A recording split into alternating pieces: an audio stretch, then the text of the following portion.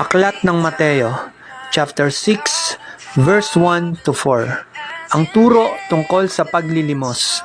Sinabi ni Jesus, "Pag-ingatan ninyo na huwag maging pakitang tao lamang ang paggawa ninyo ng mabuti. Kapag ganyan ang ginawa ninyo, wala kayong matatamong gantimpala buhat sa inyong amang nasa langit.